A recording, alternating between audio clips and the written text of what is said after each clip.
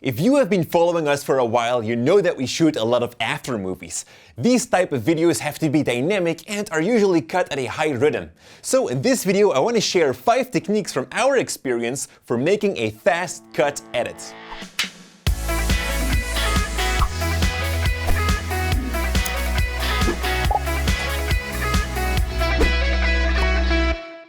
Hey folks, Jordy here for Cinecom.net. Every Tuesday and Friday we share new creative ideas for filmmakers and editors. And in this episode we're looking at how to make a fast cut edit. It's very dynamic, but without following some techniques, it could also be very messy and the audience might be completely disorientated. So, tip number 1 is to pay attention to where the eyes of the viewer are at. If you have a person on one side in a shot, the eyes of the viewer is looking at that person's face. If we cut to a shot where the next point of interest is on the other side of the shot, then it takes several seconds for our brains to realize that, adjust and recognize what we're seeing. So, when not paying attention to that, you'll get a sequence like this. Now, when we do pay attention to that and making sure that the point of interest stays relative on the same spot, our brain doesn't have to adjust. It can just stay locked onto one area or shift a little bit and instantly get the information, which makes fast cutting possible. This technique is also important to understand when you have 2 people in a shot. The point of interest of the previous shot will determine to who the audience will look at. Here we had an important person at an event, so we made sure that the previous shot also had its interest at the left side. Tip number 2 is about color and exposure. The less new information you introduce in every shot, the faster our brains can understand what's going on. If you're mixing bright and dark shots, our brains has to adjust each time to the scene. Same goes for the colors. First of all, try to match your color correction, but also look at the colors within each shot. Here's a sequence with different exposures and color palettes, which kinda makes us crazy. And here's a sequence where we've adjusted the exposure and somehow matched the color palette. Now this doesn't mean that it has to be perfect, just try to avoid having big color and exposure changes.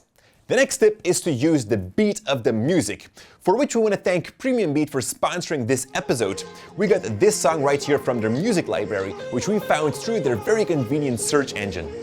I specifically looked for something that had a nice rhythmic beat on which we can cut. Let's have a look at a small sequence.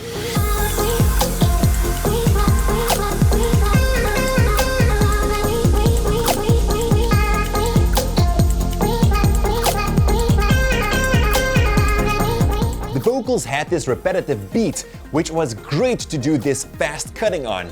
You can find a link to this song, by the way, in the description below.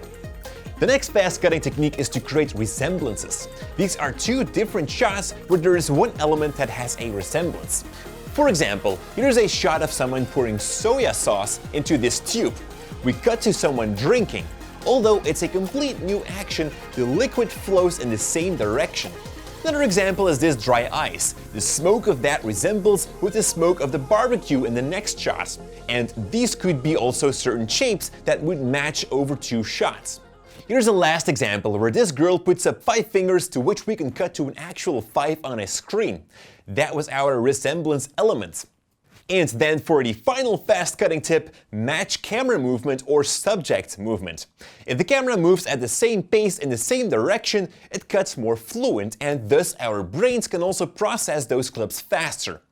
But also the movement of the subject or the action could help. Here's a sequence of actions where the food is being poured, the plate is taken and eaten. All of them are different shots, but the movement of that food continues. Look at the hands of the people. They are all going to the same direction as it was part of the same scene. Now, movement like this can also be cut to the beat of the music, like in the next example. Notice how the movement of the lady's arm changes in direction each time there's a beat in the music. So pay attention to the point of interest, the different exposures and colors, use music to cut on the beat, make fun resemblances, and let your shots flow by noticing the camera and subject movement. If you enjoyed this video, please hit that thumbs up button, it means a lot to us. And if you want to get more videos like these in the future, well then don't forget to hit that subscribe button here as well above my head. Thank you so much for watching, and never forget, stay creative.